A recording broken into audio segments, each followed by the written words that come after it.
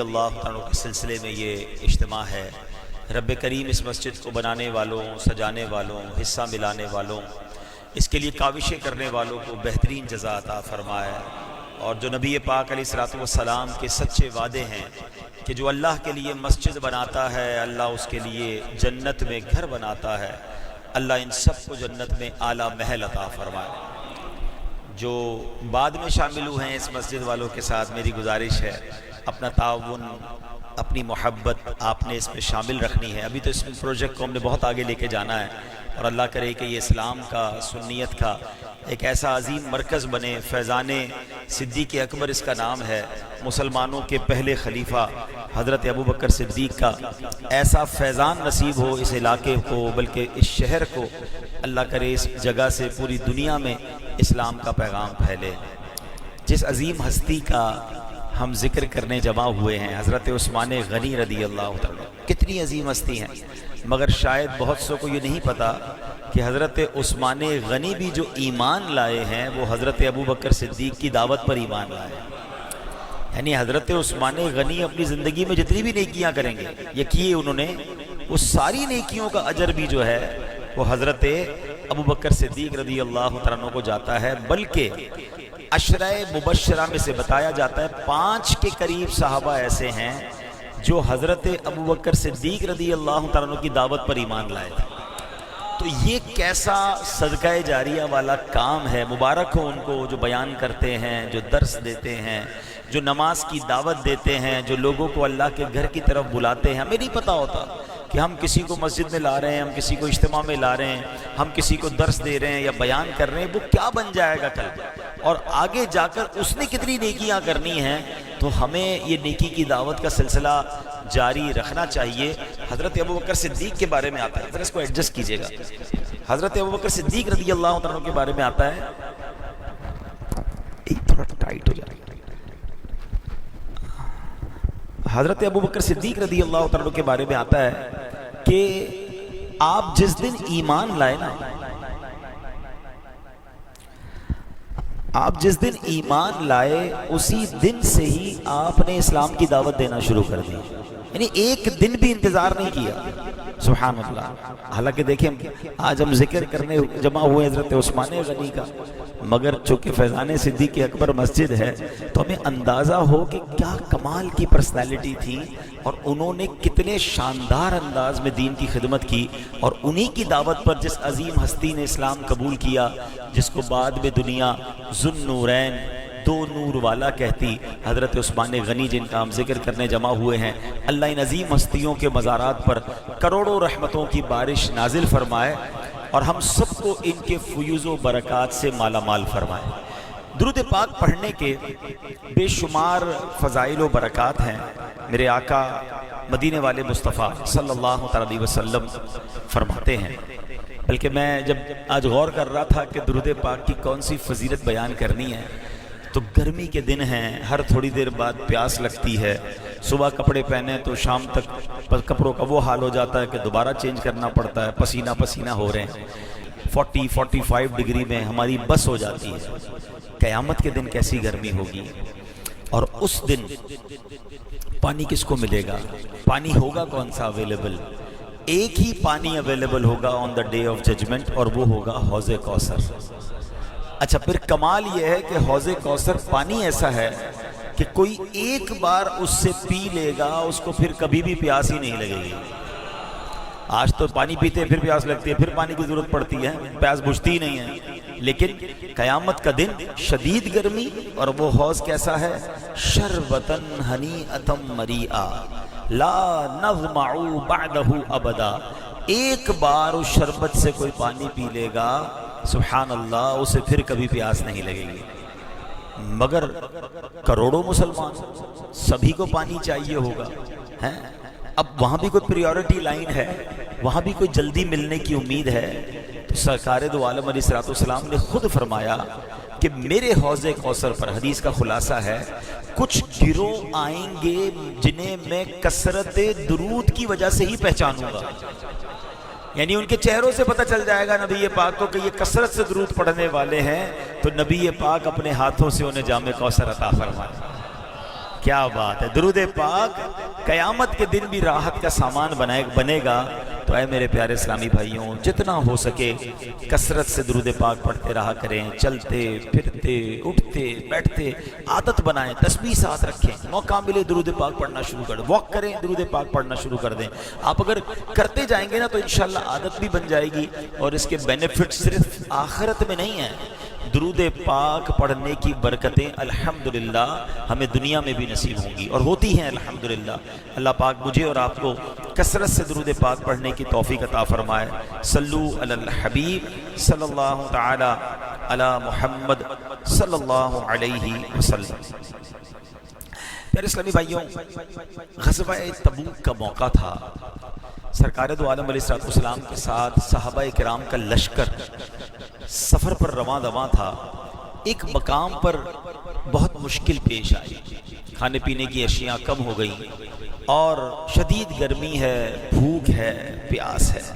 اس حالت میں صحابہ کرام کے چہرے پر بڑی افسردگی تھی کہ سفر بھی ہے، کھانا بھی نہیں، اور عرب شریف کی گرمی ہے، اور جو منافقین تھے وہ جب صحابہ کو تکلیف میں دیکھ رہے تھے وہ انجوائے کر رہے تھے، دل میں خوش ہو رہے تھے کہ مسلمانوں پر کتنا ٹف ٹائم آیا ہے۔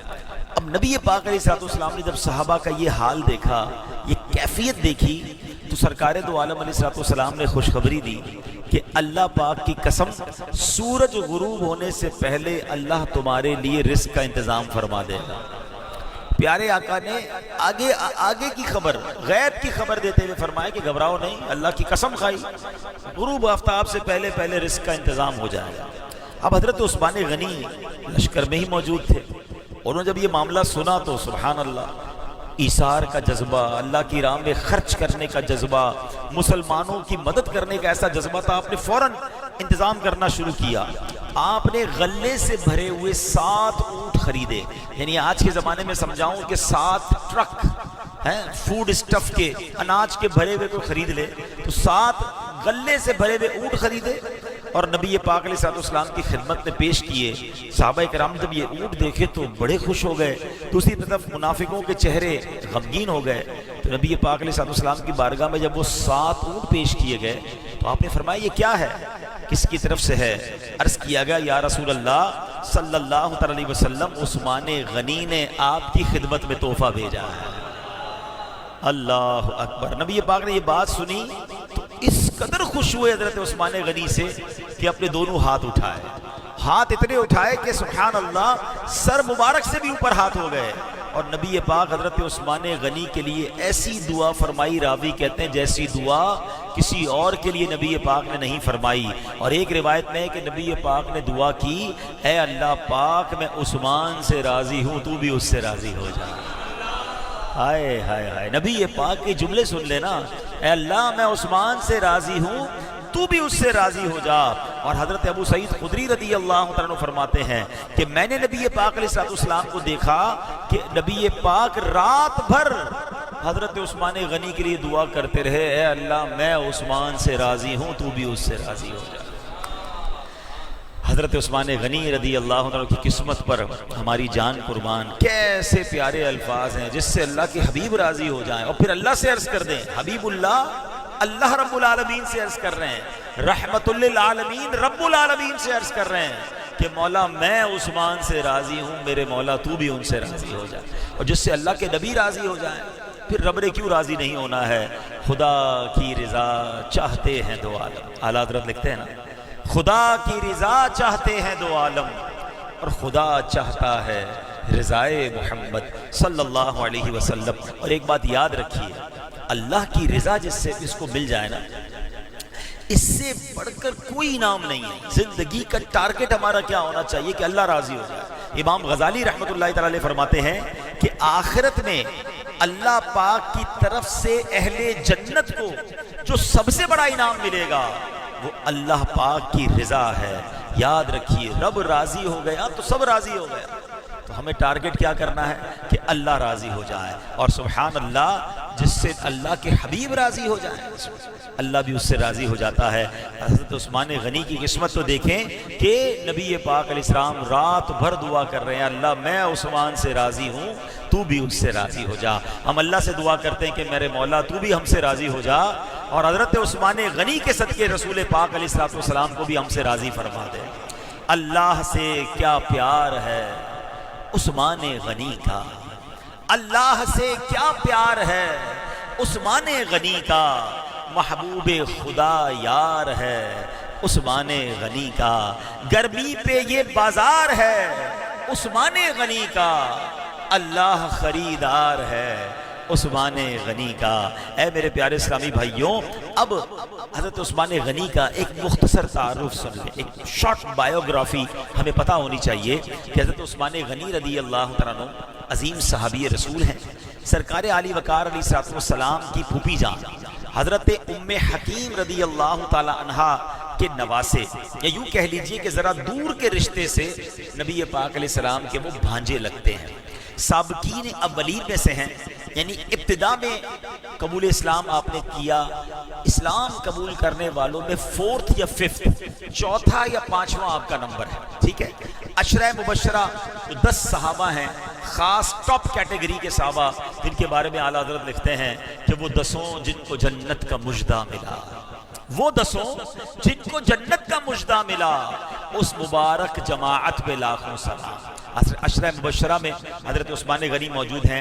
نبی پاک علیہ السلام حضرت عثمان غنی رضی اللہ تعالیٰ سے اتنی محبت فرماتے کہ اپنی 2 شہزادیاں، 2 بیٹیاں یکے بعد دیگرے حضرت عثمان غنی کے نکاح میں دیں۔ سبحان اللہ، آپ ذرا غور کریں یہ کس قدر محبت اور بھروسے کی بات ہے۔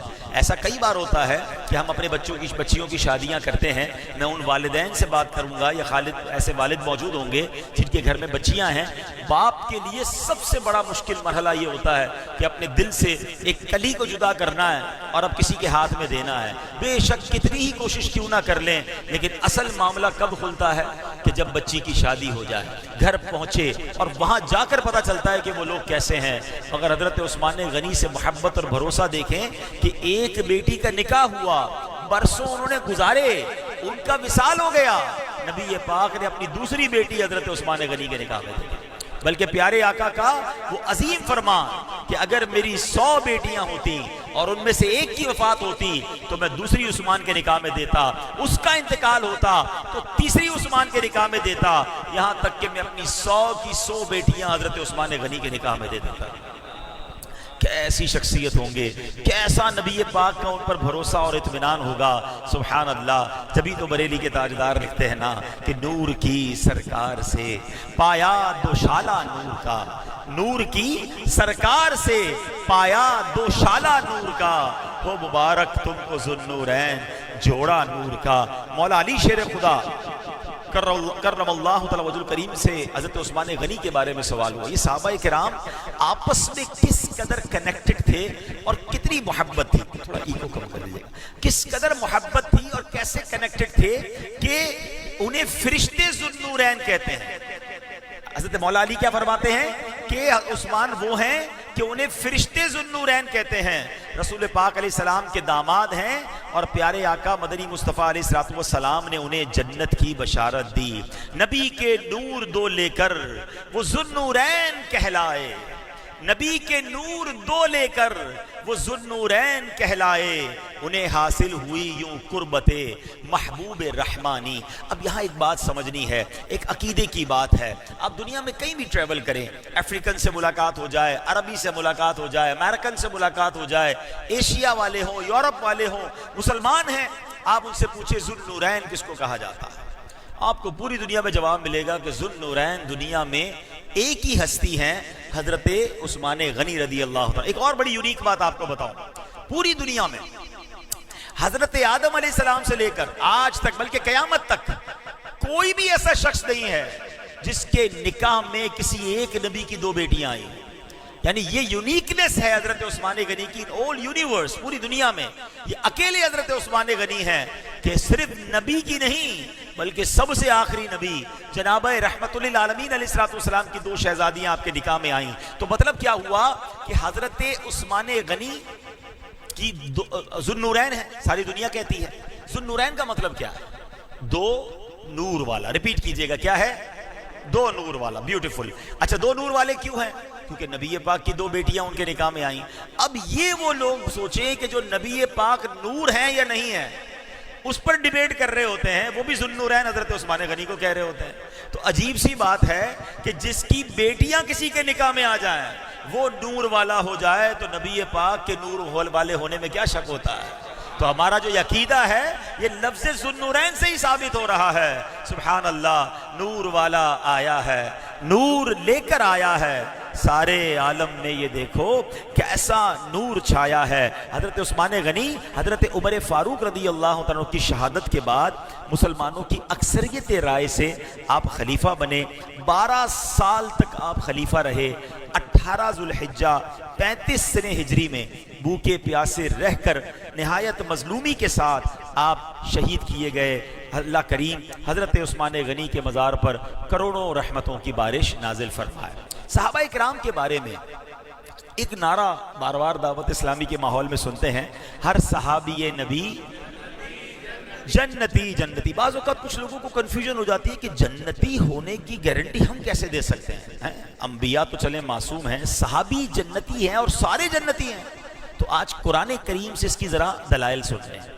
اللہ کریم قرآن مجید میں ارشاد فرماتا ہے وَكُلًّا وَعَدَ اللَّهُ الْحُسْنَى. آسان ترجمہ قرآن کنز العرفان. ان سب سے اللہ جنت کا وعدہ فرما چکا. اللہ نے ان سے حسنہ کا وعدہ فرمایا ہے, اور جن کو حسنہ عطا فرمایا ان کو کیا ملے گا؟ اللہ نے ایک اور آیت میں اس کو بہت خوبصورت انداز میں کچھ آیتوں میں ارشاد فرمایا. ارشاد ہوتا ہے ان الذین سبقت لہم منا الحسنى اولئک عنہا مبعدون لا يسمعون حسیسها وهم فیما اشتہت انفسهم خالدون لا يحزنهم الفزع الاکبر وتتلقاهم الملائکہ هذا یومکم الذی کنتم توعدون. آسان ترجمہ قرآن کنز العرفان. جن کے لیے, اب حسنہ کی ڈیفینیشن آ رہی ہے, جن کے لیے ہمارا بھلائی کا وعدہ پہلے سے ہو چکا ہے وہ جہنم سے دور رکھے جائیں گے. انعام گنتے جائیے گا. نمبر 1 جہنم سے دور رکھے جائیں گے. وہ اس کی ہلکی سی آواز بھی نہیں سنیں گے اور اپنی دل پسند نعمتوں میں ہمیشہ رہیں گے. انہیں سب سے بڑی گھبراہٹ غمگین نہ کرے گی اور فرشتے ان کا استقبال کریں گے کہ یہ تمہارا وہ دن ہے جن کا تم سے وعدہ کیا گیا تھا, جس کا تم سے وعدہ کیا جاتا تھا.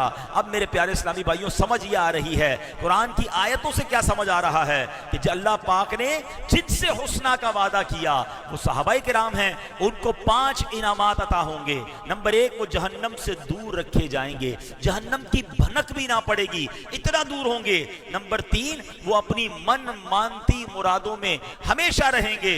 نمبر 4 قیامت کا والے دن کی بڑی گھبراہٹ سے وہ امن میں رہیں گے, کوئی خوف نہیں ہوگا. اور نمبر 5 فرشتے ان کا استقبال کرتے ہوئے کہیں گے یہ وہ دن ہے جس کا تم سے وعدہ کیا گیا تھا. تو صحابہ کرام کی یہ شان ہے. تو ہر صحابی کے بارے میں ہمارے ذہن میں آلویز پازیٹیو تھنکنگ آنی چاہیے. کچھ لوگ بدقسمتی سے کچھ نہ کچھ صحابہ کے بارے میں نیگیٹو بات کرتے ہیں. ارے جن سے رب نے جنت کا وعدہ فرما لیا ہم کون ہوتے ہیں ان کے بارے میں بات کرنے والے؟ علماء کرام بڑی ہی جس کو کہنا حساس بات فرماتے ہیں, بڑی جس کو کہیں کہ سینسٹیو بات ہے کہ صحابہ کرام پر اعتراض دراصل رسول پاک علیہ السلام کی تربیت پر اعتراض ہے. آپ کسی کے اسٹوڈنٹ پر اعتراض کریں تو کیا ہوگا کہ یار تمہاری ایسی تربیت کی تمہارے استاد نے, تو یہ ایکچولی تربیت پر جب اعتراض ہوگی تو استاد پر اعتراض ہوگا. ارے جن کو صحبت مصطفیٰ ملی ہے, اور خود رسول پاک علیہ السلام فرماتے ہیں, نبی پاک نے یہ نہیں فرمایا کہ یہ جو میرے سامنے صحابہ ہیں یہ جناب تاروں کی مانند ہیں, یا یہ فرمایا کہ اصحاب بدر تاروں کی مانند ہیں, یا یہ فرمایا کہ اس سال سے اس سال کے درمیان کے میرے صحابہ ستاروں کی مانند ہیں. نہیں, نبی پاک نے مطلقاً ارشاد فرمایا اصحابی کالنجوم, میرے صحابہ ستاروں کی مانند ہیں. اور ڈیفائن کیا کیا؟ فَبِأَيِّهِمْ اِقْتَدَيْتُمْ, ان میں سے جن کی بھی پیروی کرو گے تم کامیاب ہو جاؤ گے. اللہ اکبر، یہ کیسا واسٹ اعلان ہے، کتنا واضح اعلان ہے. ایچ اینڈ ایوری صحابی جو ہے اس کی پیروی کی جائے. کسی بھی صحابی کی پیروی کرو گے تم کامیاب ہو جاؤ گے، تم فلاح پا جاؤ گے. اللہ اکبر. تو ہر صحابی رسول سے ہمیں محبت اور پیار اور عقیدت ہونی چاہیے. اور ہمیں صحابہ سے پیار کیوں ہے؟ ہمیں رسول پاک کی وجہ سے ان سے پیار ہے کہ وہ میرے آقا کے ساتھی ہیں اور نبی پاک ان سے محبت فرماتے. بلکہ حدیثوں میں یہ ارشاد ملتا ہے جس کا مضمون ہے کہ میرے بعد میرے صحابہ کے لیے برا کہنے سے اپنی زبانوں کو روکنا ہے، میرے بعد میرے صحابہ کے بارے میں بری بات نہیں کرنی ہے. یہ واضح حدیثیں موجود ہیں. تو always be positive about صحابہ کرام. اور بالکل اسی طرح اہل بیت اطہار، سبحان اللہ، وہ بھی ہمارے ایمان کے امام ہیں. ان سے محبت بھی ہمارے ایمان کے لیے ضروری ہے. اور نبی پاک علیہ السلام نے اپنی آل کے بارے میں فرمایا کہ حدیث پاک کا خلاصہ ہے کہ میری آل میری امت کے لیے کشتی نوح کی مانند ہے. یعنی جو اس کشتی میں سوار ہوا تھا، حضرت نوح کی کشتی میں جو لوگ سوار ہوئے وہی پار لگے نا، باقی تو غرق ہو گئے. تو فرمایا جو کشتی نوح میں سوار ہوا وہ پار لگ جائے گا. اللہ اکبر. اب ذرا غور کیجئے، صحابہ کے بارے میں کیا فرمایا؟ وہ ستارے ہیں. اور اپنی آل کے بارے میں کیا فرمایا؟ وہ کشتی ہے. اللہ اکبر. بریلی کے تاجدار امام عشق و محبت کی نظر کیسی ہے حدیث پاک پر. ایک ہی شعر میں اہل سنت کا عقیدہ بھی واضح کر دیا. آج ہر طرح کا بندہ آپ کو سوشل میڈیا پہ ملے گا. کچھ لوگ صرف صحابہ کی بات کریں گے اور معاذ اللہ اہل بیت کے بارے میں مائنس باتیں کریں گے. کچھ لوگ اہل بیت کی شان تو بڑی خوب بیان کریں گے مگر صحابہ کے بارے میں الٹی سیدھی باتیں کر رہے ہوں گے. نہیں، ہمارا عقیدہ یہ ہے جس طرح دونوں آنکھیں ضروری ہیں، ہمارے صحابہ اور اہل بیت ہماری دونوں آنکھیں ہیں. یہ ہمارے دل کے ٹکڑے ہیں، ہمارے امام ہیں، سب سے ہمیں پیار ہے. اور یہی الحمدللہ ایمان کا تقاضا ہے. تو اعلیٰ حضرت کہتے ہیں کہ جناب نبی پاک نے صحابہ کو ستاروں کی مانند کہا، اہل بیت کو کشتی کی مانند کہا. تو کشتی پار کرنے کے لیے تو ستارے ضروری ہے نا. آپ کشتی میں بیٹھے تو ستارے راستہ بتاتے ہیں. اب تو جناب بڑے کمپاس وغیرہ آ گئے، مگر اس سے پہلے بلکہ اب بھی بتایا جاتا ہے کہ کشتی اور سمندر میں دریا پار کرنے کے لیے ستاروں سے راستے ڈھونڈے جاتے ہیں. تو اعلیٰ حضرت کتنی پیاری بات لکھتے ہیں، فرماتے ہیں اہل سنت کا ہے بیڑا پار، اصحاب حضور نجم ہے اور ناؤ ہے عطرت رسول اللہ. یعنی ہمارے ستارے، ہمارا بیڑا پار کیوں نہیں ہوگا؟ ہمارے ستارے صحابہ ہیں، ہماری کشتی اہل بیت ہے. ہمیں دونوں سے پیار ہے، انشاءاللہ اپنا بیڑا پار ہے انشاءاللہ. اب حضرت عثمان غنی بھی ظاہر ہے اس میں شامل ہیں، وہ بھی جنتی ہیں. اور سبحان اللہ وہ تو ایسے جنتی ہیں کہ ایک بار نہیں، دیکھیں کسی کو زبان مصطفیٰ صلی اللہ علیہ وسلم سے ایک بار بشارت مل جائے نا، اس کا بیڑا پار ہے. ان کو ایک سے زائد کئی بار اور الگ الگ موقعوں پر نبی پاک نے جنت کی بشارت سے نوازا. ایک بار کیا ہوا کہ صحابی رسول حضرت ابو موسیٰ اشعری رضی اللہ عنہ فرماتے ہیں، میں ایک دن رسول پاک کے ساتھ ایک مدینے کے باغ میں بیٹھا تھا. تو ایک شخص آیا، اس نے دروازے پر دستک دی. نبی پاک کی نظر دیکھیں، دروازے کے پیچھے کون ہے؟ آقا فرما رہے ہیں افتح لہو وبشرہ بالجنہ، دروازہ کھول دو اور جو آ رہا ہے اسے جنت کی بشارت دے دو. ابو موسیٰ اشعری کہتے ہیں میں نے دروازہ کھولا تو سامنے حضرت سیدنا ابو بکر صدیق رضی اللہ عنہ موجود. میں نے ان کو جنت کی بشارت دی، انہوں نے اللہ کا شکر ادا کیا. کچھ دیر کے بعد پھر دروازے پہ دستک ہوئی. نبی پاک نے پھر فرمایا افتح لہو وبشرہ بالجنہ، دروازہ کھولو، جو آ رہا ہے اس کو جنت کی بشارت دے دو. کہتے دروازہ کھولا، حضرت عمر فاروق تشریف لائے، میں نے ان کو جنت کی بشارت دی. اب تھوڑی دیر ہوئی تو پھر دروازے پر دستک ہوئی. اب نبی پاک نے کیا فرمایا افتح لہو وبشرہ بالجنہ الا بلوى تصیبہ، دروازہ کھولو، آنے والے کو بتا دو کہ ایک مصیبت جو انہیں پہنچے گی اس کے بعد یہ جنتی ہیں. اللہ اکبر. کہتے ہیں دروازہ کھولا تو حضرت عثمان غنی موجود تھے. میں نے انہیں بتایا کہ آپ پر ایک مصیبت پہنچنی ہے مگر آقا نے آپ کو جنتی بھی فرمایا ہے. جنتی کے بات سن پر اللہ کا شکر ادا کیا، الحمدللہ کہا. اور جب مصیبت کے بارے میں سنا تو کہتے ہیں ان اللہ المستعان، اللہ مددگار ہے، اللہ کی مدد سے اس مصیبت کو بھی دیکھ لوں گا، اللہ کی مدد سے اس مصیبت میں بھی میں کامیاب ہو جاؤں گا. تو اے میرے پیارے اسلامی بھائیوں، بخاری شریف میں یہ حدیث 6 مرتبہ ذکر ہوئی ہے. حدیث پاک کی بہت ساری کتابوں میں حدیث پاک موجود ہے. اب اس میں 2 باتیں سیکھنے کو ملی کہ مسلمانوں کے پہلے دوسرے تیسرے خلیفہ، ان تینوں کو اس حدیث میں جنت کی بشارت دی گئی. اور سبحان اللہ چوتھے یار کی بات کریں تو ایک اور جگہ نبی پاک نے سعید بن زید فرماتے ہیں کہ میں نے نبی پاک کو فرماتے سنا علی فی الجنہ، حضرت علی جنتی ہیں. تو یہ صحابہ کو وقتاً فوقتاً نبی پاک جو ہے وہ جنت کی بشارت عطا فرماتے تھے. اور پیارے اسلام میں دوسری بات کیا پتہ چلی کہ حضرت عثمان غنی کو پہلے ہی بتا دیا گیا تھا. غیب کی خبر نبی پاک نے دے دی تھی کہ آپ جنتی ہیں، مگر آپ کو ایک مصیبت پہنچنی ہے. اور پھر وہی ہوا کہ آپ کی عمر کے آخری حصے میں بعض بلوائیوں نے، شر پسند باغیوں نے آپ کے مکان کو گھیر لیا، جس کے بعد آپ پر کھانا پانی بند کر دیا گیا. اسی مظلومیت کے عالم میں آپ کو شہید کر دیا گیا. تو اے میرے پیارے اسلامی بھائیوں، نبی پاک یہ بھی جانتے تھے کون جنتی ہے، اور یہ بھی جانتے تھے کس کے ساتھ کیا معاملہ ہوگا. جو ہو چکا ہے، جو ہوگا حضور جانتے ہیں. لوگ کہتے ہیں علم غیب کی دلیل دو. بخاری شریف میں یہ حدیث 6 مقامات پر موجود ہے کہ آقا دروازے پر کون آ رہا ہے یہ بھی جانتے ہیں. صرف جنتی کہنا آسان نہیں ہے، پہلے یہ کنفرم ہوگا کہ یہ ایمان پر اس کا خاتمہ ہوگا. اللہ اکبر. نبی پاک یہ بھی جانتے ہیں کون آ رہا ہے، یہ بھی جانتے ہیں کہ ان کا ایمان پر خاتمہ ہوگا، اور یہ بھی جانتے ہیں کہ قیامت کے دن انہیں جنت میں داخل کیا جائے گا. ہائے ہائے ہائے، اور کون سی دلیل چاہیے؟ اس قدر واضح حدیثیں موجود ہیں. سبحان اللہ. ایک بار نبی پاک علیہ الصلوۃ والسلام فرماتے ہیں کہ معراج کی رات میں جنت عدن میں داخل ہوا. اپنے سفر معراج کا ذکر فرما رہے ہیں. وہاں میں نے بہت بڑی آنکھوں والی خوبصورت حور کو دیکھا. میں نے پوچھا لمن انتی، تم کس کے لیے ہو؟ حور کہتی ہے کہ میں آپ کے ظلمن شہید کیے جانے والے خلیفہ حضرت عثمان بن عفان رضی اللہ تعالیٰ عنہ کے لیے ہوں. یعنی نبی پاک نے معراج کی رات بھی حضرت عثمان غنی کی جنتی حور کو ملاحظہ فرمایا، اور گویا یہ کنفرم کیا، یہ بشارت دی کہ حضرت عثمان غنی جنتی ہیں. حضرت سہل بن سعد فرماتے ہیں، ایک اور بشارت سنیں. حضرت سہل بن سعد کہتے ہیں کہ نبی پاک علیہ السلام سے میں نے پوچھا یا رسول اللہ کیا جنت میں بھی بجلی چمکے گی؟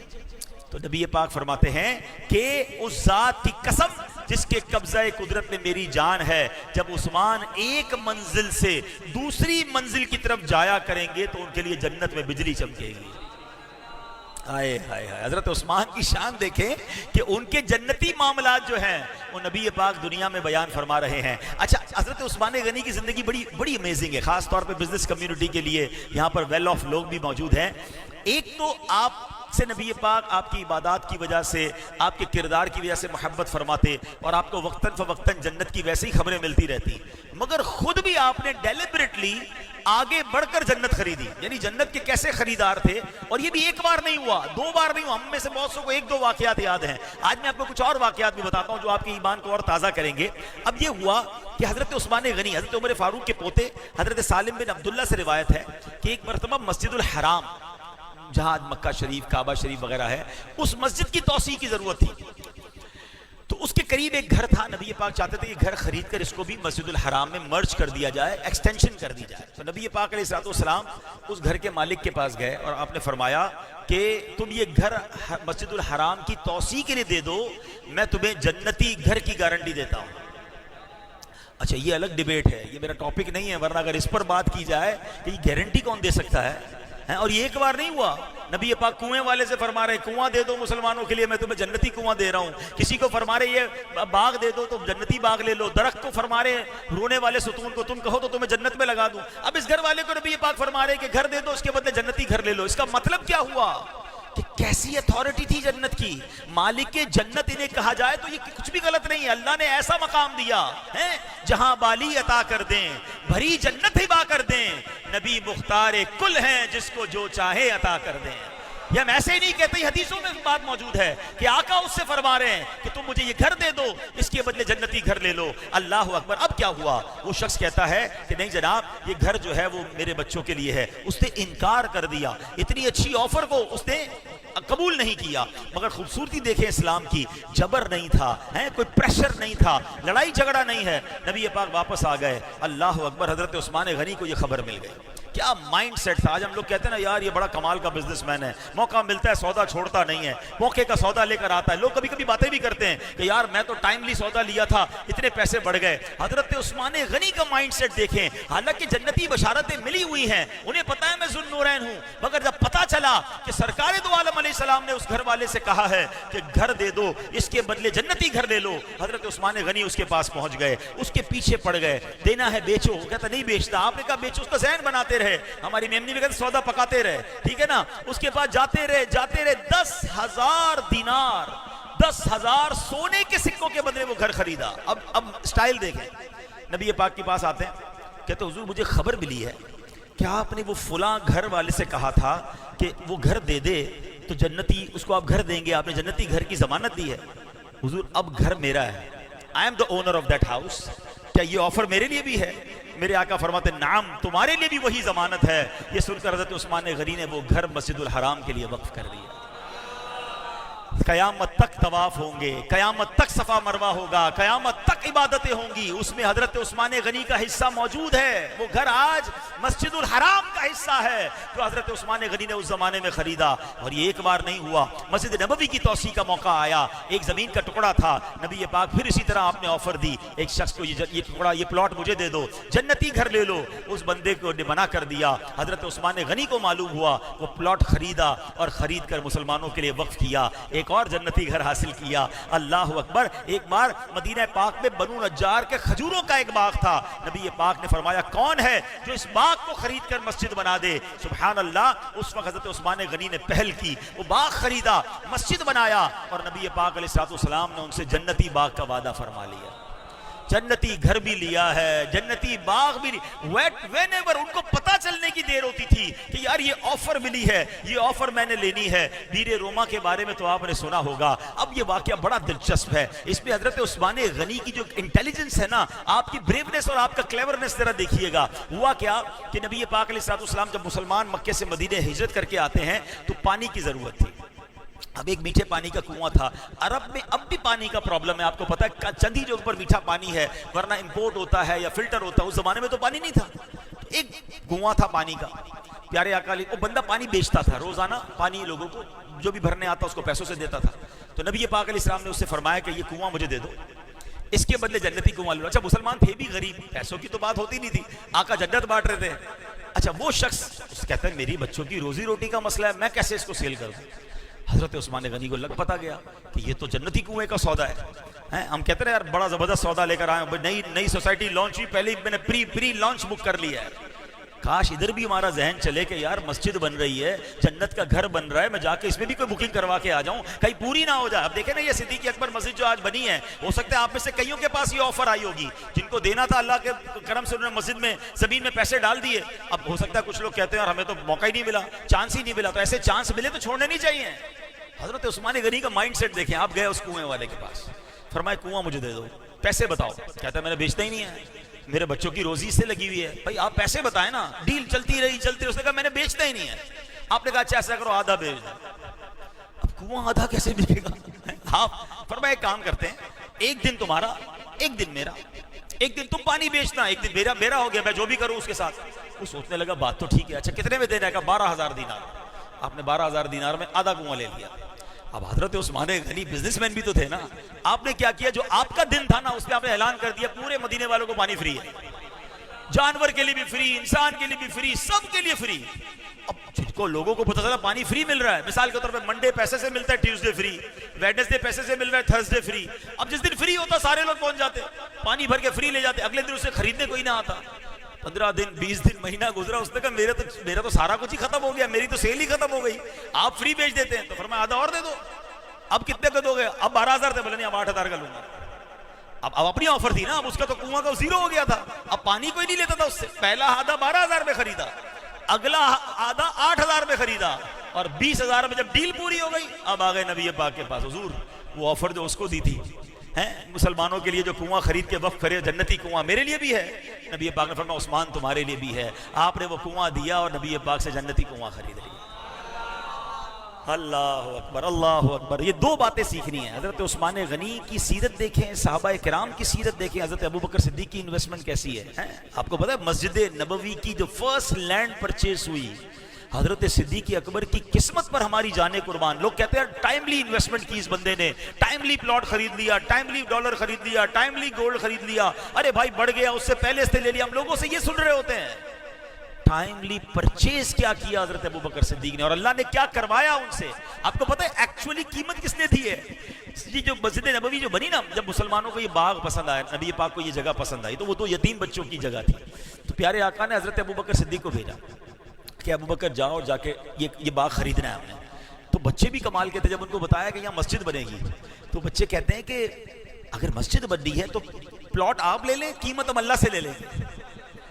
تو نبی پاک نے فرمایا نہیں, نابالغ بچوں کو پیسے دینے پڑیں گے نا. شرعی مسئلہ یہ کہ نابالغ اپنی چیز ہبا نہیں کر سکتا. اب پیسے دینے تھے. تو حضرت صدیق اکبر اور نبی پاک کا آپس میں پیار ایسا تھا کہ پیارے آقا علیہ السلام حضرت صدیق اکبر کا مال ایسے خرچ کرتے تھے جیسے اپنا مال خرچ کرتے تھے. تو صدیق اکبر کے مال سے نبی پاک نے یہ پلاٹ خریدا, اور آج قیامت تک, صبح قیامت تک جتنی مسجد نبوی میں نیکیاں ہو رہی ہیں وہ سب کا ثواب صدیق اکبر رضی اللہ تعالیٰ عنہ. حضرت عثمان غنی نے بھی شامل کر دیا, انہوں نے بھی پلاٹ دے دیا اس کے اندر. تو یہ وہ مائنڈ سیٹ ہے جو میں عرض کرنا چاہ رہا ہوں, جو آج سیکھنا ہے. دیکھیں آج ہم سارے اجتماع میں آئے کہ بڑا مزہ آیا, بڑا اچھا بیان ہوا, اس کے بعد بریانی بھی بہت اچھی تھی, بڑا اچھا مسجد میں پروگرام ہوا. No, what we get from that, ہم نے اس پروگرام سے اور سے سیکھا کیا. اپنی زندگی میں یہ ذوق پیدا کریں کہ جدھر سے نیکی مل جائے, جدھر سے موقع مل جائے. یار ہم سب نے جانا ہے, یہ سب ادھر رہ جائے گا, مگر کچھ ایسا کام کر کے جاؤ کہ ہم قبر میں جائیں اور قیامت تک ہمیں نیکیاں ملتی رہیں. اور میں کہتا ہوں مختلف ملکوں سے, مختلف شہروں سے نیکیاں ملتی رہیں. لوگ کہتے ہیں نا میرا یورپ میں کام ہے, میرا افریقہ میں کام ہے, میں ادھر سو رہا ہوتا ہوں, میری امریکہ کی فیکٹری چل رہی ہوتی ہے. لوگ بڑا خوش ہو رہے ہوتے ہیں کہ 3-4 جگہ بزنس ہے. میں آپ کو آفر کرتا ہوں, موقع نکالیے, پلان کیجئے. کہ میں نہیں کہتا کروڑوں روپے انویسٹ کرنے سے ہی ثواب ملے گا, اللہ دلوں کے حال جانتا ہے. کیا پتا کسی کی اینٹ اس کے لیے جنت کا گھر کا باعث بن جائے. میرے نبی علیہ الصلوۃ والسلام کی حدیث ہے جس کا خلاصہ ہے کہ جو چڑیا کے گھونسلے جتنی مسجد بناتا ہے, اللہ اس کے لیے بھی جنت میں محل عطا فرمائے گا. What is the meaning of چڑیا کی گھونسلے جتنی مسجد تو نہیں ہوتی نا, اس کا مطلب کوئی اینٹ لگا دے مسجد میں, اتنا سا حصہ ملا دے. تو میں آپ کو مشورہ دیتا ہوں, اللہ پاک سلامت رکھے ہماری دعوت اسلامی کو. میں آلموسٹ 50 ایئرس کے قریب, میری 50 سے بھی زیادہ ایج ہو گئی ہے. ہم نے آج سے 20 سال پہلے اس طرح مسجدیں بنتی نہیں دیکھی تھی. ہم سنتے تھے بھائی میمن مسجد ہے, او کھوڑی گارڈن کی مسجد ہے, صدر کی میمن مسجد ہے, 100 سال پرانی مسجدیں تھیں. اللہ سلامت رکھے دعوت اسلامی کو کہ اب گلی گلی, محلے محلے, کیونکہ آبادی بڑھ رہی ہے, ڈیمانڈ بڑھ رہی ہے. اور آپ دیکھیں مسجد یہ نہیں بنی ہے, آج مسجد فل ہے. اس کا مطلب یہ ہے کہ مسجدوں کی ضرورت ہے, ہمارے پاس مسجدیں کم ہیں. اور اللہ سلامت رکھے دعوت اسلامی کو, یہ ایک مسجد جب سے بنی ہوگی, ان محلے والوں سے پوچھے ان کو کتنی بڑی نعمت ملی ہے. ایسی 7000 کے قریب مسجد دعوت اسلامی بنا چکی ہے. 7000 کہنا آسان ہے, 7000 مساجد بن چکی اور یہ بنتی چلی جا رہی ہیں. تو میں تو مشورہ دوں گا آپ کو, اپنے لیے, اپنے ماں باپ کے لیے, اپنے مرحومین کے لیے, حضرت عثمان غنی اور صحابہ کی سنت کو ادا کریں. نبی پاک کا یہ طریقہ رہا. پیارے آقا مدینہ منورہ میں جب تشریف لائے ہجرت کر کے, سب سے پہلا کام نبی پاک نے کیا کیا, میرے آقا نے مسجد کی تعمیر کی. تو جہاں مسجد بنے آگے بڑھ کر کچھ نہ کچھ حصہ ملایا کریں کہ چلو یار یہاں بھی نمازی ہوں گے, اس مسجد میں بھی نمازی ہوں گے. اچھا مدرسہ بن رہا ہے, میرا حصہ ڈال دو. کنواں کھود رہا ہے, میرا حصہ ڈال دو. آگے بڑھ کے نیکی کا جذبہ بیدار کریں, پلاننگ کریں. ہمارے پاس کاروبار کے 100 سجیشن روز صبح شام آ رہے ہوتے ہیں. آپ کے آفس میں آپ چائے پی رہے ہوتے ہیں, کوئی آ کر بتا رہا ہوتا ہے آج کل فلاں آئٹم لینے جیسی ہے, فلاں آئٹم میں کم ہے. غور کرے پورے مہینے میں کون آ کر بتاتا ہے کہ فلاں نیکی کرنی ہے. ہمیں ڈھونڈنی پڑے گی. دعوت اسلامی کے ماحول میں آپ بیٹھیں گے, آپ کو ہر روز ایک نئی نیکی کے بارے میں پتا چلے گا کہ اچھا یہ بھی کام ہونے لگ گیا ہے, اچھا بچوں کو یہ بھی سکھایا جا رہا ہے, یہ والا کورس بھی ہو رہا ہے, چلو یار تھوڑے سے میں اس میں بھی حصہ ملا دوں تاکہ مجھے جگہ جگہ سے آگے بڑھ بڑھ کر نیکیاں ملیں. سبحان اللہ, یہ حضرت عثمان غنی کا مائنڈ سیٹ تھا. اور آج مجھے اور آپ کو یہ سیکھنا ہے کہ موقع ملے. اچھا صرف انویسٹمنٹ کی بات نہیں ہو رہی ہے, عبادت میں بھی موقع مل رہا ہے, 2 رکعت نفل پڑھ لو. تھوڑا ٹائم ہے یار, موبائل نکال کر یاسین شریف پڑھ لوں. بالکل فارغ بیٹھا ہوں, تسبیح نکال کر درود شریف پڑھ لو. ہم فارغ ہوتے ہیں, موبائل نکالتے ہیں, مگر اسی موبائل میں ریلز دیکھ رہے ہیں. ارے بھائی گناہ کا دروازہ کھولے ہوئے یار, اسی موبائل میں کوئی ویڈیو اگر دیکھنی بھی ہے تو کوئی نیکی بھری ویڈیو دیکھ لو, کسی عالم دین کا دیدار کر لو, کوئی نعت شریف سن لو. مائنڈ سیٹ بننے کی دیر ہے کہ یار جب میرے پاس موقع ہو میں نیکیاں اکٹھی کر لوں, ذکر الہی کر کے, اللہ کی راہ میں خرچ کر کے, تاکہ وہ مجھے آخرت میں کام آئیں. میرے پیارے اسلامی بھائیوں, حضرت جنید بغدادی کے بارے میں آتا ہے. آپ ایک بار مونچھیں کٹوانے, بال کٹوانے گئے کسی نائی کے پاس. اس نے کہا حضرت خاموش ہو جائیں, کیونکہ آپ خاموش نہیں ہوں گے تو آپ کا ہونٹ کٹ جائے گا, مجھے آپ کی مونچھیں کاٹنی ہے. آپ اللہ کا ذکر کر رہے تھے. آپ فرماتے ہیں میرے ہونٹ کٹ جائیں تو کٹنے دو, میں اللہ کا ذکر نہیں چھوڑ سکتا. یار تھوڑی دیر کے لیے خاموش ہونا تھا نا, مگر وہ جانتے تھے کہ یار یہی سانسیں ہیں, اسی بھی نیکیاں کمانی ہے. لالچ تھی انہیں نیکیوں کی, ہمیں لالچ ہے دنیا کی. کاش یہ کنورژن ہو جائے. اور یاد رکھیے دنیا کہیں نہیں جاتی. حضرت عثمان غنی کی سخاوت, کیا واقعات سن رہے ہیں, کیا وہ غریب ہو گئے؟ حضرت عبد الرحمن بن عوف نے اتنا اللہ کی راہ میں خرچ کیا, کیا وہ غریب ہو گئے؟ نہیں, اللہ اور اس میں بھی برکت ڈال رہا ہے. آج بھی آپ دیکھ لیں جو اللہ کی راہ میں خرچ کر رہے ہیں, مسلمانوں کی مدد کر رہے ہیں, مساجد بنا رہے ہیں, اور جناب غریبوں کی مدد کر رہے ہیں, اللہ ان کا مال ملٹیپلائی کر رہا ہے. دنیا میں بھی برکتیں ہو رہی ہیں اور انشاءاللہ آخرت کے خزانے بھی وہ جمع کر رہے ہیں. بس یہ مائنڈ سیٹ بننے کی دیر ہے. اتنی عظیم ہستی کے ہونے کے باوجود حضرت عثمان غنی کا خوف خدا کیسا تھا.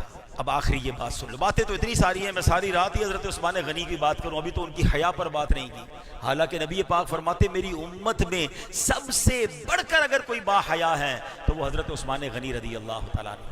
ان کی حیا کے چرچے ہیں, ان سے فرشتے بھی حیا کرتے ہیں. پھر آپ کی سخاوت, سبحان اللہ. اب آپ کا خوف خدا کیسا. حضرت عثمان غنی رضی اللہ تعالیٰ عنہ کے بارے میں آتا ہے کہ اس قدر خوف خدا تھا اور اس طرح وہ گفتگو کرتے تھے کہ جب کسی قبر کے پاس جاتے نا, قبرستان جاتے, اتنا روتے کہ آپ کی داڑھی آنسوؤں سے تر ہو جاتی. کسی نے سوال کیا کہ حضور آپ قیامت کے ذکر پر, محشر کے ذکر پر اتنا نہیں روتے, قبرستان کے پاس آ کر آپ اتنا روتے ہیں؟ تو کمال کا جملہ فرماتے یہی پہلی منزل ہے. جو قبر میں پاس ہو گیا نا وہ آگے بھی پاس ہو جائے گا. ہم سب کو قبر کی فکر کرنی ہے. حضرت عثمان غنی کے بارے میں آتا ہے, ایک مرتبہ فرماتے ہیں کہ اگر مجھے جنت و دوزخ کے درمیان کھڑا کیا جائے اور مجھے یہ معلوم نہ ہو کہ مجھے جنت میں جانے کا حکم ہوگا یا جہنم کی طرف بھیج دیا جائے گا, اس وقت میں یہ پسند کروں گا کہ میں وہیں راکھ ہو جاؤں. میرا فیصلہ ہی نہ ہو, بس مجھے وہیں راکھ ہو جاؤں. اتنا خوف خدا, حالانکہ آپ جنتی ہیں, مگر ہمارا کبھی یہ فکر ہوئی کہ ہمیں کہاں ڈالا جائے گا. اللہ اکبر. ایک بات عثمان غنی کی شان یہ ہے کہ اپنے غلام سے فرماتے ہیں کہ ایک مرتبہ میں نے تمہارا کان مڑوڑا تھا, تم مجھ سے اس کا بدلہ لے لو. اپنے غلام سے کہہ رہے ہیں, اتنا بڑا مرتبہ ہے مگر غلام سے معافی مانگ رہے ہیں. یاد رکھیے جو اللہ والے ہوتے ہیں ان کا دل بڑا نرم ہوتا ہے. اگر کسی کا دل دکھ بھی جائے تو ان کو فکر ہوتی ہے کہ معافی مانگ لے, ورنہ قیامت میں جواب کیسے دیں گے. مگر آج ہم سیٹ ہو کر نوکر سے معافی مانگیں گے, ہم شوہر ہو کر بیوی سے معافی مانگیں, ہم باپ ہو کر بیٹے سے معافی مانگیں, کیسے ہو سکتا ہے؟ ہم امیر ہو کے غریب سے کیسے معافی مانگیں؟ مانگنی پڑے گی. اگر ظلم کیا ہے, زیادتی کی ہے, دل توڑا ہے تو آج مانگ لو, ورنہ قیامت کے دن ظالم کا گریبان ہوگا اور مظلوم کا ہاتھ ہوگا. اللہ مظلوم کے ساتھ ہوگا. جس کے منہ میں دو آتا ہے بکی جا رہا ہے, گالیاں نکالتے ہیں لوگ, ذلیل کر رہے ہوتے ہیں. غریب آدمی بیچارہ, بعض اوقات تو ملازم روز سیٹ کی گالیاں سن رہا ہے, کیا کرے, نوکری کہیں اور ملے گی نہیں, چند باتیں سنی لو یار بھائی, گھر بھی تو چلانا ہے. ایک بھائی سے کچھ دنوں پہلے کسی نے پوچھا کتنی سیلری کتنی ہے, شاید 80,000 روپے بتایا اس نے, 80,000 تنخواہ ہے. تو اس نے کہا 80,000 تو اچھی تنخواہ ہے. تو کہتا ہے 40,000 کام کرنے کی ہے, 40,000 گالیاں سننے کی. صبح و شام گالیاں دیتا ہے میرا سیٹ, تنخواہ اچھی دیتا ہے اس لیے چھوڑ نہیں رہا ہوں, مگر اس کا دل کتنا ٹوٹتا ہوگا. سیٹ سوچتا نہیں کہ ہمارے سامنے کون ہے, وہ بھی اللہ کا بندہ ہے. حدیث پاک یاد کر لیجئے, من آذا مسلمن فقط آذانی. آقا علیہ السلام فرماتے جس نے کسی مسلمان کو تکلیف دی وہ ایسا ہے کہ جیسا اس نے مجھے تکلیف دی. آگے سنیے, فرمایا ومن آذانی فقط آذ اللہ, اور جس نے مجھے تکلیف دی تحقیق وہ ایسا ہے جیسے اس نے رب کو تکلیف پہنچائی. کدھر سے جواب دیں گے؟ جو منہ میں آیا, جو دل میں آیا, میں امیر ہوں, میں طاقتور ہوں, میں مشہور ہوں, میں جناب نامور ہوں, میں کسی کو کچھ بھی کہہ دوں اس کا کچھ نہیں ہوگا. نہیں, آپ کو اپنی بیوی کے ساتھ بھی زیادتی کرنے کی اجازت نہیں ہے, اپنے بچوں کے ساتھ بھی ناحق بات کرنے کی جو ہے وہ اجازت نہیں ہے. امیر اہل سنت کو اللہ سلامت رکھے, ایک بار مدنی مذاکرے میں اتنی کمال کی بات فرمائی. آپ فرماتے ہیں اگر باپ نے بیٹے کا ناحق دل دکھایا ہے تو باپ کو بیٹے سے معافی مانگنی پڑے گی. شوہر نے بیوی کا دل دکھایا ناحق تو شوہر کو بیوی سے معافی مانگنی پڑی. اور آگے بڑھ کر ایک اور اسٹیپ فرماتے ہیں کہ اگر پیر نے مرید کا دل دکھایا ہے تو پیر کو مرید سے معافی مانگنی پڑے. ہم لوگ انٹچیبل بن گئے ہیں, کیوں معافی مانگوں, سب مجھ سے معافی مانگے, نہیں. اور پھر آگے کیا خوبصورت اس کی وضاحت فرمائی کہ خود نبی پاک علیہ الصلوۃ والسلام صحابہ کے سامنے فرماتے تھے نا, کسی کا حق آتا ہے تو مجھ سے لے لو. آقا علیہ الصلوۃ والسلام جب غلاموں سے یہ بات کر سکتے تو میں اور آپ کیا چیز ہے. حضرت عثمان غنی نے اپنے غلام سے معافی مانگی کہ کان مڑوڑا تھا, تم مجھ سے بدلہ لینا چاہتے ہو تو بدلہ لے لو. یہ ہے میرے پیارے اسلام, ہمارا اسلام اتنا بڑا مرتبہ, کنفرم جنتی, ایک بار نہیں, دو بار نہیں, چار بار نہیں, کئی بار جنت خرید لی. مگر خوف خدا ہے, مسلمانوں کے لیے نرم دلی ہے.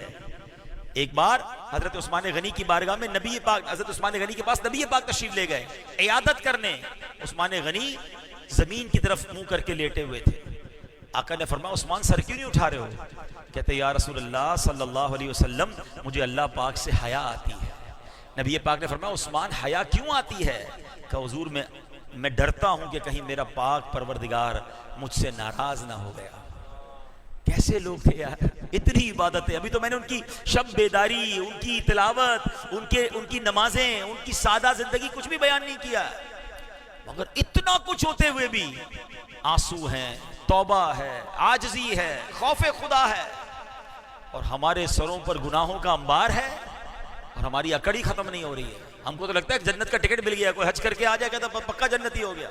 حج کر کے پچھلے گناہ معاف ہوتے ہیں, اگلے گناہ کی اجازت تھوڑی مل جاتی ہے. جیسا گیا ویسا ہی آیا, تو پھر کیا حج کیا. سیدی اعلیٰ حضرت امام اہل سنت سے کوسچن ہوا کہ حضور کیسے پتا چلے حج مقبول ہوا کہ نہیں؟ اعلیٰ حضرت فرماتے ہیں کہ اگر پہلے سے اچھا ہو کر لوٹا ہے, نیک بن کر لوٹا ہے, تو سمجھ لو حج مقبول ہو گیا. جیسا گیا ویسا ہی آیا, وہی حرام روزی, وہی بے نمازی, وہی بری باتیں, اور حج 10 کر لیے, تو حج کا اثر کیا ہوا آپ پر؟ حج مقبول کی نشانی یہ ہے کہ بندہ پہلے سے اچھا ہو کر لوٹے. پچھلے معاف ہو گئے, اب اگلی زندگی اچھی گزارے. اور پچھلے معاف ہونے کا مطلب یہ نہیں کہ قرضے بھی معاف ہو گئے. کچھ لوگ تو سمجھتے ہوئے پیسے لیے تھے, حج کیا, پیسے بھی معاف ہو گئے. نہیں, قرضہ معاف نہیں ہوا, قضا نمازیں معاف نہیں ہوئی. آپ نے پیسے حقوق لوگوں کے لوٹانے ہیں. البتہ اللہ کی رحمت سے امید ہے کہ جو دل دکھانے کا گناہ تھا اللہ اپنے کرم سے وہ سلو کروا دے گا, معافی عطا فرمائے گا. تو بہرحال میرے پیارے اسلامی بھائیوں, اب اللہ سے دعا کرتے ہیں. باتیں تو بہت ساری سنی ہیں, اللہ حضرت عثمان غنی کی سخاوت کا حصہ عطا فرمائے. حضرت عثمان غنی کی نیکیوں کی جو لالچ ہے اس کا حصہ عطا فرمائے. اللہ حضرت عثمان غنی کی پرہیزگاری کا حصہ عطا فرما, ان کے خوف خدا کا حصہ عطا فرما. اے کریم اللہم ربنا تقبل منا انکا انت السمیع العلیم وتب علینا یا مولانا انکا انت التواب الرحیم. میرے مولا, جو یہاں تلاوت ہوئی, نعت شریف ہوئی, بیان ہوا, اب نظر و نیاز بھی پیش کی جائے گی. ان تمام اعمال کا ثواب سرکار دو عالم صلی اللہ تعالیٰ علیہ وسلم کی بارگاہ میں ہدیتاً تحفتاً عقیدتاً پیش کرتے ہیں, قبول فرما. پیارے آقا کے وسیلہ جلیلہ سے تمام انبیاء کرام, صحابہ کرام, تابعین, تبع تابعین, اولیاء کاملین, بالخصوص سیدنا عثمان غنی رضی اللہ تعالیٰ عنہ کی بارگاہ میں پیش کرتے ہیں, قبول فرما. اے اللہ تمام اولیاء کاملین بالخصوص پیران پیر شیخ عبد القادر جیلانی رحمۃ اللہ تعالیٰ علیہ کی روح کو پیش کرتے ہیں, قبول فرما. تمام مسلمین, تمام مسلمات, بالخصوص ہم سب کے جو رشتہ دار اس دنیا سے ایمان کی حالت میں چلے گئے, ان سب کی ارواح کو پیش کرتے ہیں, قبول فرما. اے اللہ آج جو بیان سنا اسے یاد رکھنے, عمل کرنے, دوسروں تک پہنچانے کی توفیق عطا فرما. تلاش کر کر کے نیکیاں کرنے کی توفیق عطا فرما, نیکیاں کرنے کا شوق نصیب فرما, صدقہ جاریہ والے کاموں میں حصہ ملانے کی توفیق عطا فرما. اے کریم گناہ جاریہ والے کاموں سے ہم سب کو محفوظ فرما. اے اللہ ہمیں حضرت عثمان غنی کے مزار جنت البقیع میں حاضری کا شرف نصیب فرما. جب تک زندہ رہیں بار بار, سال میں کئی بار تیرے گھر اور تیرے حبیب کے در کی حاضری ہم سب کا مقدر فرما. اے کریم مولا, جو بیمار ہیں انہیں شفا عطا فرما, قرض داروں کے قرضے اتر جائیں, بے اولادوں کو نیک اور صالح اولاد عطا فرما. اے پروردگار روٹھوں کو منا دے, بچھڑوں کو بلا دے. اے اللہ جو جس پریشانی میں ہیں اپنے کرم سے اس پریشانی کو دور فرما. ہمارے بہت اچھے بھائی عبد الجبار بھائی اس وقت ہاسپٹل میں ہیں, سب دعا کرے کہ یا اللہ ان کو شفائے کاملہ عطا فرما. اے اللہ ہم میں سے ہمارے گھروں میں ہمارے رشتہ داروں میں بھی جو بیمار ہیں اللہ اے شفا دینے والے مولا حضرت عثمان غنی کا واسطہ ہمارے مریضوں کو شفا عطا فرما، سب کے روزی روزگار میں برکت عطا فرما، رزق حلال میں برکت عطا فرما، رزق حرام سے ہم سب کو محفوظ فرما، ہماری دنیا بھی اچھی کر دے، ہماری آخرت بھی اچھی کر دے، ہم سب کو زوال نعمت سے بچا، اے اللہ عالم اسلام کا بول بالا فرما، اے اللہ ہمیں زوال نعمت سے بچا۔ اللہم ربنا تقبل منا انکا انت السمیع العلیم وتب علینا یا مولانا انکا انت التواب الرحیم وافوض امری الاللہ ان اللہ بصیر بالعباد ببرکت ان اللہ وملائکتہ یصلون علی النبی